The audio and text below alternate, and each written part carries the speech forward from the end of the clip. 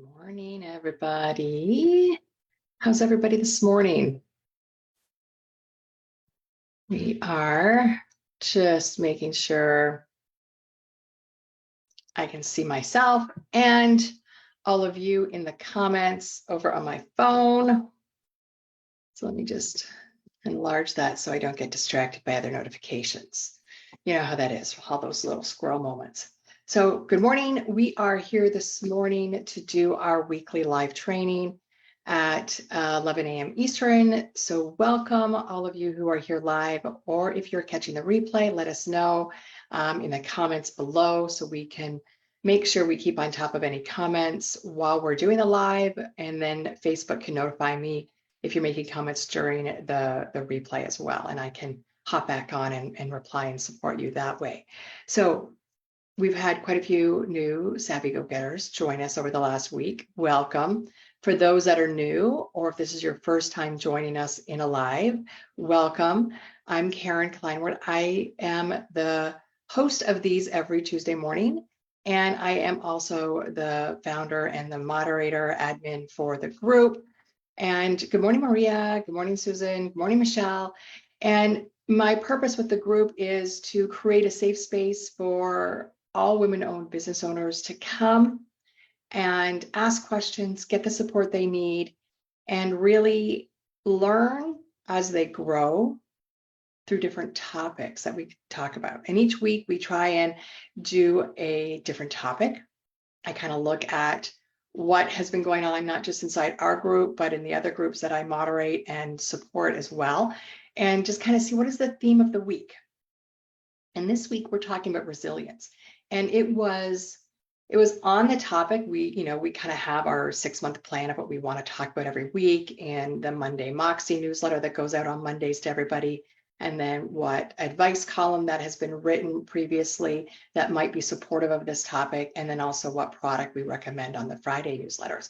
And so our Tuesday training kind of dovetails with that. And so this week, the underlying theme is resilience, and kind of what does it mean to be resilient, and what strategies do you need to be resilient, not just during times of chaos or change or struggle, which is, I think, what most people think of when you say, oh, I really need to be more resilient. For the most part, they're saying during times I'm having a challenging time, is a struggle, right? Like there's something going on that's affecting me. So if I were to ask you, when you think of resilience, what does that mean for you? What does that mean to you as a business owner, as an individual, as a woman, as a wife, possibly, as a mother, possibly, four-legged or otherwise, right? Like, what does resilience mean to you? Because I think it's important that when we start looking at how to be resilient, we have an understanding what it means to us. And yes, Webster is going to tell us a certain definition, but we are going to have our own definition based on our own experiences, right? So when you're thinking of resilience, what does it mean for you? How does it affect you? So to never give up, right? So Maria is saying never give up. When she thinks of resilience, I'm going to be resilient. I'm not going to give up. I'm not going to give in. Excellent, right? So that's a great premise for what resilience is, because it's applicable across the board, not just when there's a major change coming, right? We always say children are so resilient. No matter what's kind of thrown at them, they're resilient. They'll bounce back. They'll kind of pick themselves up and keep going, right? So from a business perspective, resilience isn't just about during times of change or deconstruction or transition. Being resilient is, what are you going to do and be like while you're building your business? First off, when we make a decision, and I include myself in this, when we make a decision to start a business, we have to have a certain amount of resolve, belief in ourselves, belief in our idea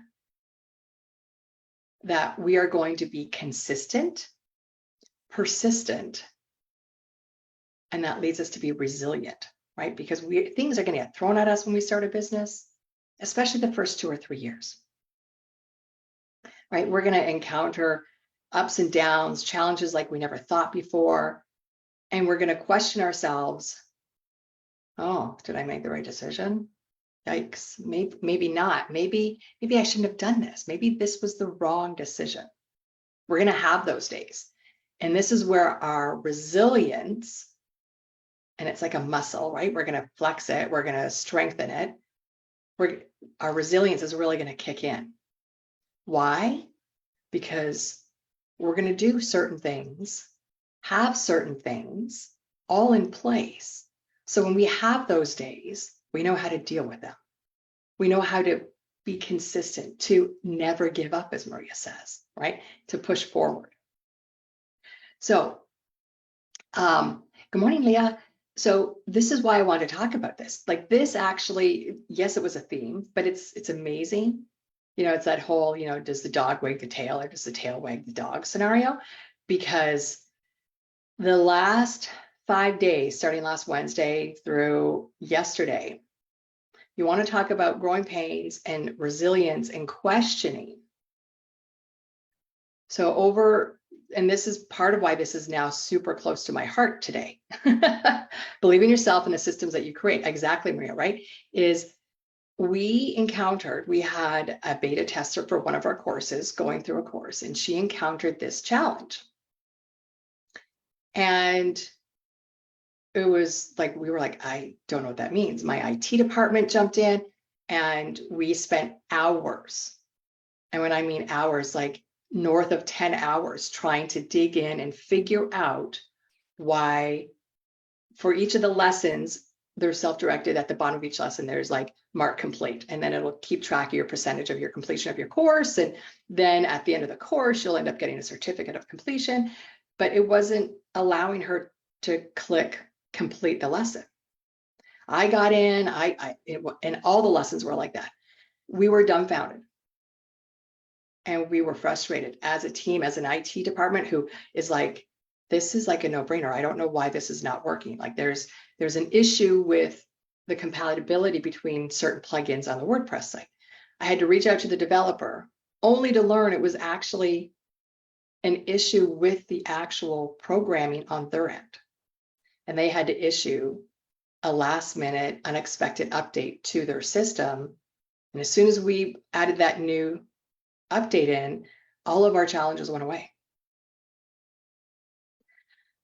So the system in place for us that we thought we had kind of, you know, checks and balances, we realized there was, good morning, Dale, there was a gap, but you don't know those gaps until you experience them. So it's our resilience is about how are we going to respond to that? So then that way we know how to overcome it. So one of my go-to responses when I encounter a challenge that is like blowing my mind because we don't have a solution, especially if I have people who are supposed to be experts in that still not be able to figure it out, is to keep asking questions and to keep asking questions and then going up the ladder and going deeper until I find the right person to ask the right questions to. And so ironically, the solution that I was able to get in contact with the right person, ask the right question, was through their Facebook group themselves. So they have a Facebook group just specifically for those of us that are customers of their software. And so I was able to kind of get in that Facebook group, and I noticed 2 or 3 other people commenting the same issue. And I was able to chime in. And with that, solution happened within 48 hours. So resilience is that consistency of not stopping, of looking outside the box and saying, as a business owner, and we're talking startup kind of within the first 3 years, I'm going to encounter issues that I may not know how to solve. How am I going to deal with that? I'm going to encounter days that I am not going to want to deal with that. Trust me, by Saturday afternoon, I was done with the issue. I didn't want to have to deal with it anymore. I wanted it to all go away. Like I wanted to put my head, underneath the blankets and just pretend nothing is going wrong. Right? We all have those days moments. It's how we are showing up every time we are faced with a challenge. So developing your strategies around how are you building your business. And it really starts with 3 things. And that's what we're going to cover today. We're going to talk about developing that strong business foundation. That's where it starts, right? And we've talked about some of these elements in other trainings, but we're going to kind of do a little short synopsis of each of them. So developing a strong business foundation. What is a business plan? The financial management piece of it, risk management, right? The second thing is cultivating a growth mindset. We just did, I think it was 3 weeks ago, maybe 4 weeks ago, we talked about having a growth mindset versus a fixed mindset. What does that mean to cultivate a growth mindset? Right? We're going to talk about having a supportive network. And we've talked about this as well. And when you think of a supportive network, yes, we are talking about not just family and friends, but we're talking about other entrepreneurs, aka a group like this, right? Where we can kind of lean into, ask questions, give a scenario and get feedback, that type of thing, right? So that's what we want to talk about today, about building that resilience muscle. So on any given day, while you are building your business, you can have the confidence to be able to keep going, to get up, to shake it off, shift your perspective, take a deep breath, do some meditation, do some yoga, whatever it might look like to keep going. So to start, let's talk about building that strong business foundation, a business plan. How many of you have completed or started working on a business plan for your business? And this doesn't necessarily mean like you have your LLC and you're building that type of business. It could be a side hustle. It could be where you are an independent contractor for another company and you're reselling, say. A business plan is one of those pieces that you're planning for success because you're starting to look at all the different elements of your business. So how many of you have started a business plan or finished one? Not necessarily just started, but finished.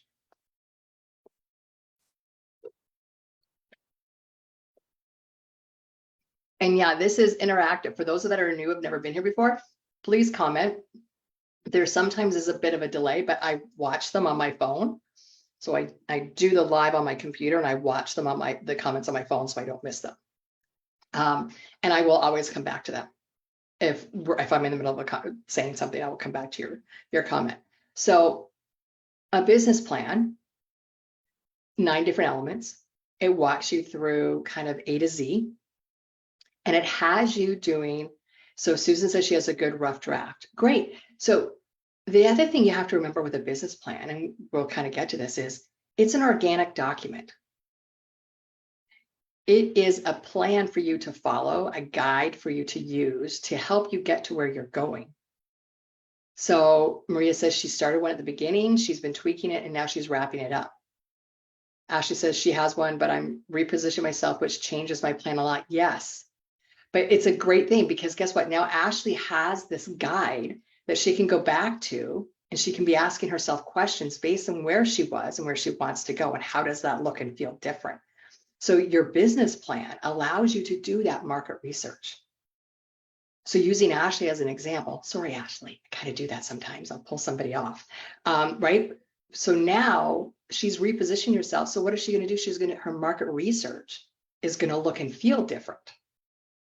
And what is that going to do for her resilience over the next year to 18 months? It's going to allow her to have more confidence because she's done the work. She's done that first step of, okay, I've reviewed everything. I've reviewed my market research. I've done my financial projections based on where I'm now heading, right? I've got clarity on my perfect client, my avatar. So this allows you to hold a sense of confidence when you're making decisions for your business.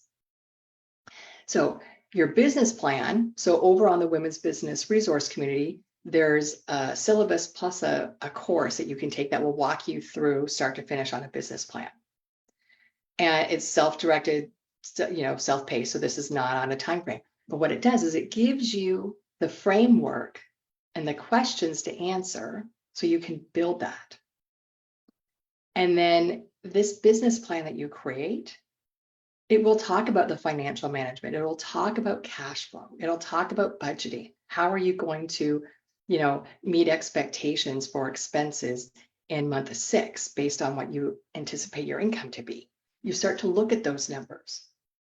It can get heady and it can get technical, but it will guide you so you can start making smarter decisions. Because all of a sudden you're saying, oh, wait a minute, month 6, I'm going to have this huge expense. How am I going to cover that? Well, now you're going to go back and you're going to have to tweak what your income has to look like month 1 through month 5 to make sure the funds are available. Or is there an alternate source for that funding to meet that expense, right? And with this, right, you're talking about, it will identify areas of risk. Like that one we just talked about is an area of risk. What is your one-time expenses every year? A lot of it will be, there will be, oh my gosh, my tag, sorry, squirrel moment. The tag on my shirt is starting to itch me. I should have cut it off. Okay, sorry, yeah, right? Okay, squirrel moment, that was really bothering me. All right, so risk management, to get back on track. Right, risk management is about knowing how to overcome those opportunities of, oh shit moments. Because when you start doing that financial planning and the budgeting, all of a sudden you start to say, where are my gaps?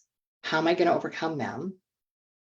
And yes, they're financial, but the financial is what's going to drive your growth as well, because you need to be able to meet your bills, right? You need to be able to forecast, where is your income all year long? Are you seasonal? Or are you kind of like a steady stream? Is there going to be special events that's going to spike your income? And then how much do you need to kind of put off to the side for those once a year expenses, right? So your risk assessment is really about where are the areas that you're exposed to either not meet your financial requirements, or you start looking at that sales funnel, and when does a sales funnel start to dry up, right? You want to mitigate that. And that's part of your market research, kind of knowing what's coming in, when it's coming in, and how often. So you can be consistent and you can then make changes and adjust your marketing, adjust your financial expenditures based on what's coming up ahead, right? So that's really your strong business foundation, is having a plan, right? If you don't have a plan, you're planning to fail. Your business plan is not something that sits still on your desk or on your shelf. Your business plan is something that you want to take down, review. Anytime you have a decision you want to make in your business, oh, I want to bring on this person. Oh, I need to buy this software. Oh, I need to get a new CRM. Okay. And so basically you want to make sure you have your business plan available where you can kind of flip through, review it and say, oh, I did think about this. Okay, so this was my plan. Is the plan still going to work or not? And then you make adjustments based on that, right? So Maria's asking, should one have a savings plan for those monthly and events funds? So I'm going to say yes and no. Because what you want to ask, and let's use as an example, a special event where you're setting up, pardon me, like a pop-up, right? Where you're going to a marketplace and you're going to set up a pop-up. And it's a once a year event. So once a year, is it every year? Then it's not something that just happens once and then it doesn't happen again. So you are going to want to make sure you have kind of like a slush fund, quote unquote, or a special events fund, miscellaneous fund, that when you're budgeting, so if say your expenses are $1,000 a month, you're going to want to figure out if that special event every year is $200, then every month you want to make sure you put away enough so when that expense comes up, it's in that extra fund. So it's not a surprise expense. So a surprise expense that you definitely don't anticipate is all of a sudden you get the blue screen of death on your computer. Yes, you know in your mind every 3 to 5 years you're going to buy a new computer. It's an asset. Your accountant's going to talk to you about what that looks like and what the depreciation is and all that good stuff. But you get the blue screen of death and the computer's dead. You weren't anticipating potentially a $1,000, $1,500, depending upon what kind of computer you need, right? Some people, their computers are super expensive because of the customization and the specialties they need it for. So you weren't anticipating to have to spend that this year or right now.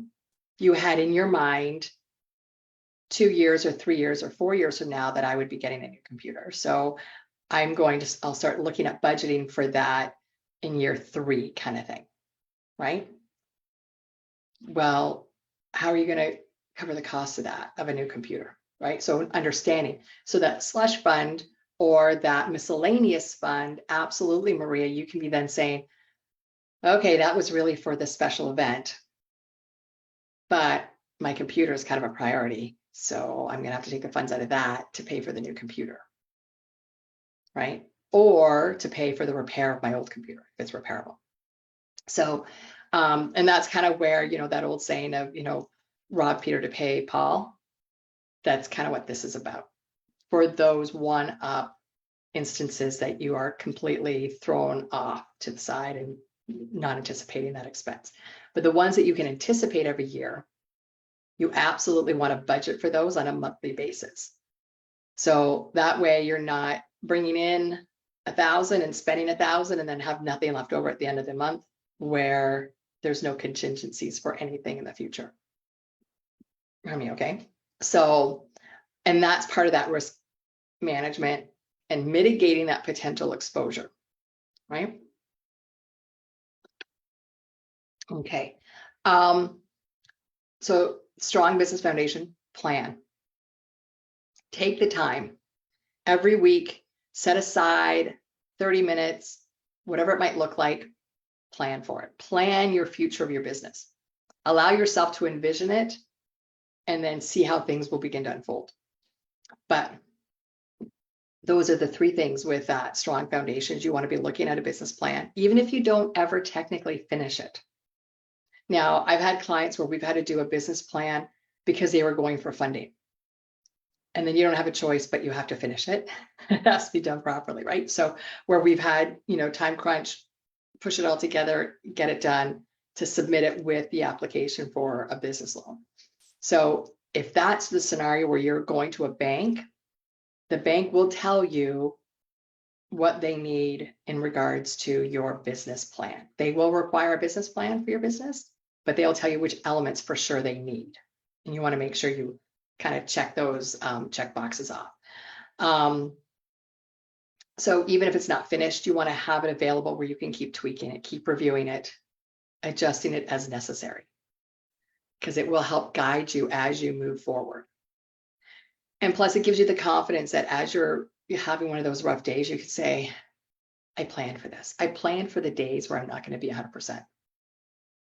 And I'm okay that if I take this afternoon about me and do some self-care or whatever that might look like, right? So like this morning, my daughter said, it's a great rainy day for like sitting and just watching movies all day.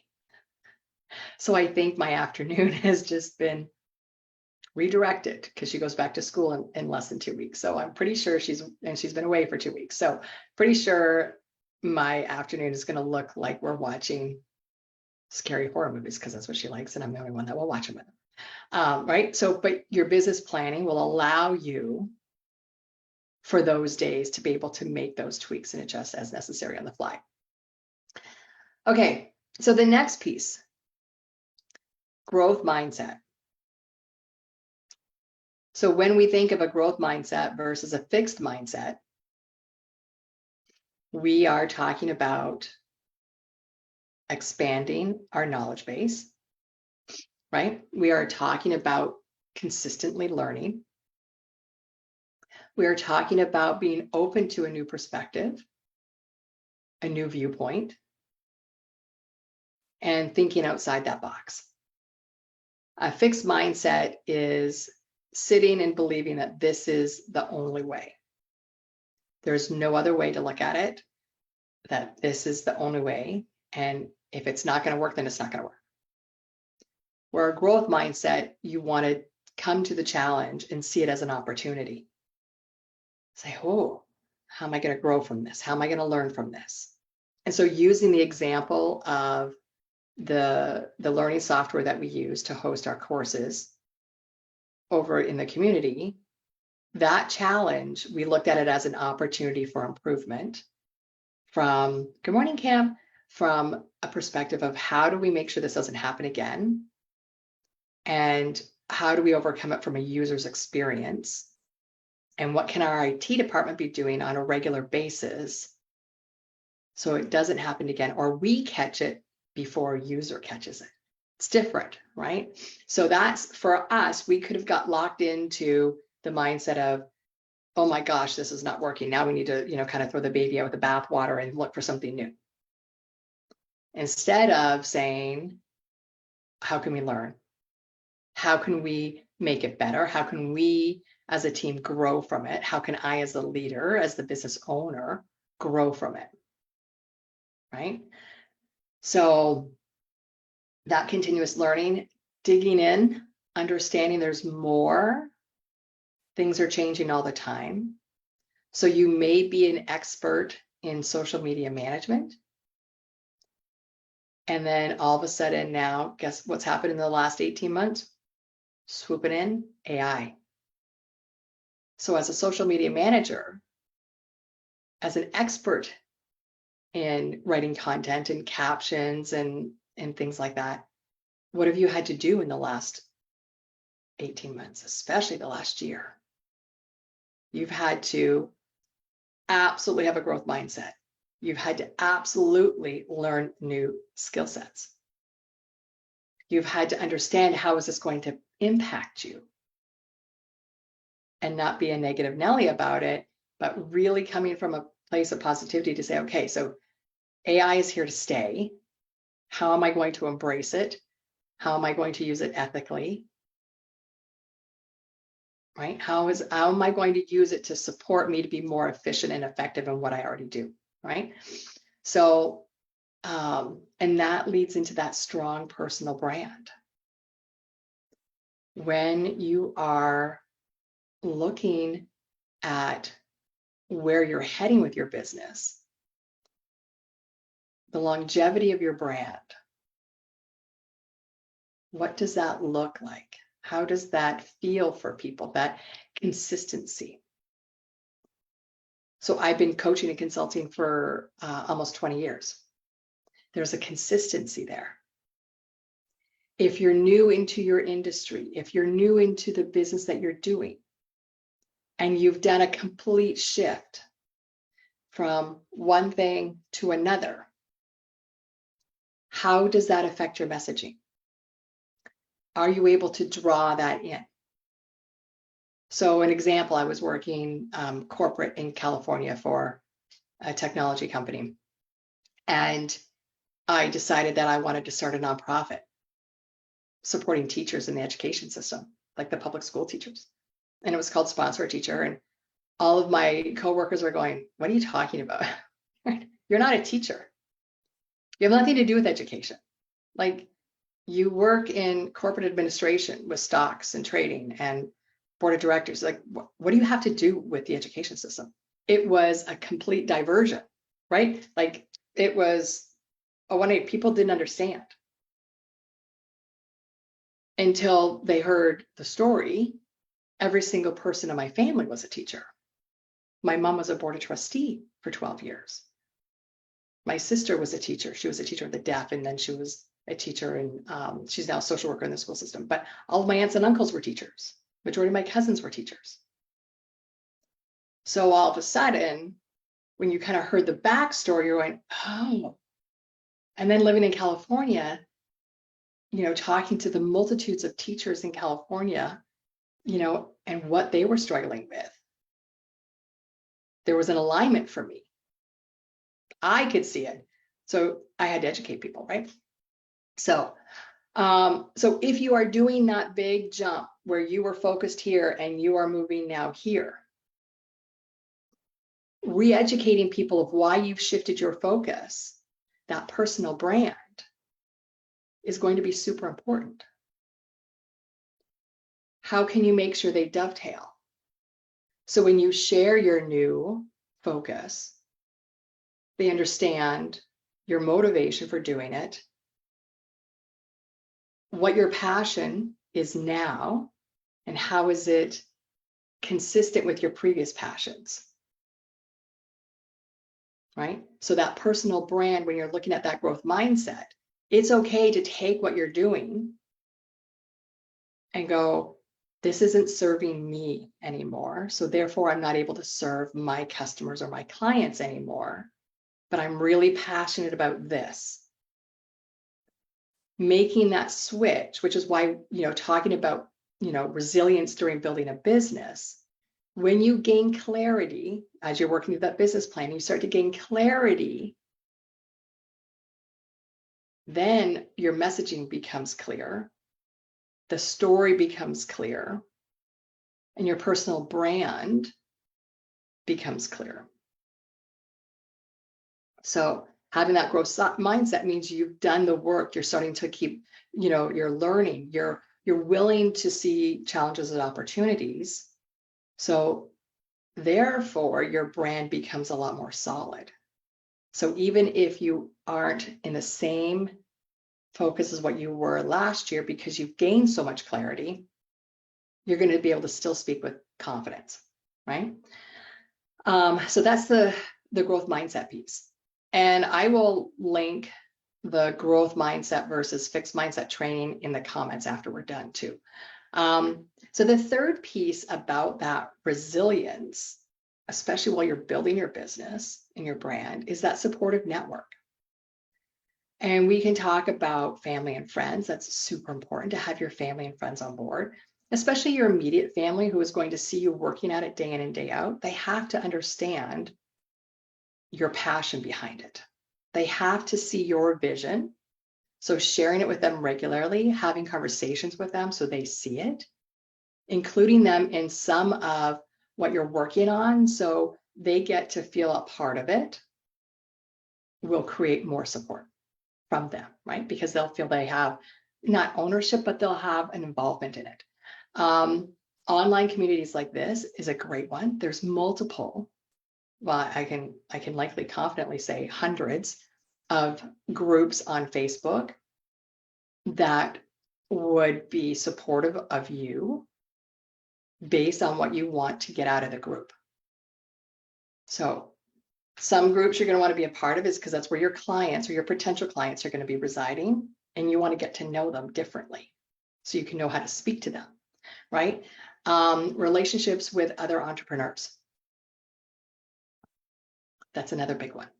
So mentoring, working with a coach, having a business environment. So if there's local business groups, so here it's the Midland Business Alliance is a big one for small businesses to be a part of.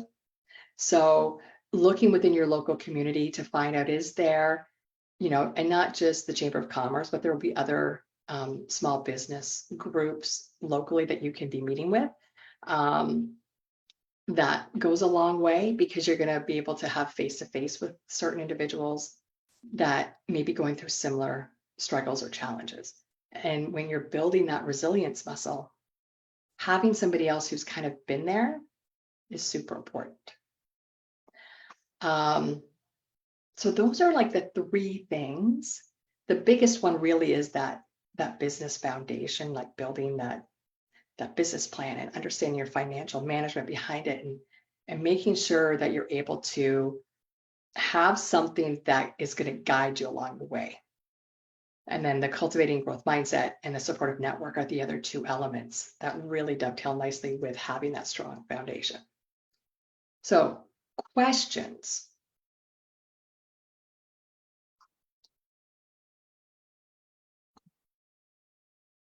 No?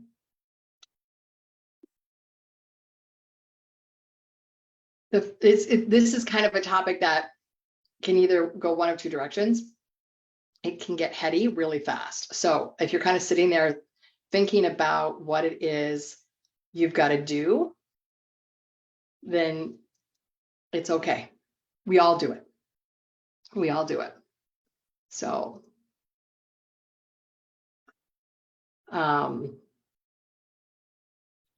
okay.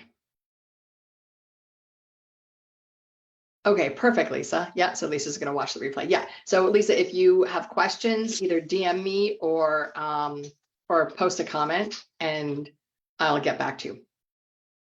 So, yeah. All right. So resilience, building that strong business foundation, cultivating your growth mindset, and then making sure you have that supportive network. Those are the big things. Okay. I think we're good then. It's a short one today, shorter than normal, which is okay. Because if you're like me, I'm already thinking about what are some of the things I need to be doing myself on my business planning, especially after the last 5 days. So, all right then. Awesome. Well, hopefully this was helpful for you guys. And post your comments or, lean into group with whatever you might need. Yes, work on your BS. I'm big on mindset work. Yep. Belief system. Yeah. BS. I love it. I love it. All right. Well then, I think that'll be it for today. And I will see you guys next Tuesday morning at 11 Eastern. Don't know the topic off the top of my head, but I'll post it anyways. And I will see you guys. Have a great week. And I appreciate all of you for being here. Thank you.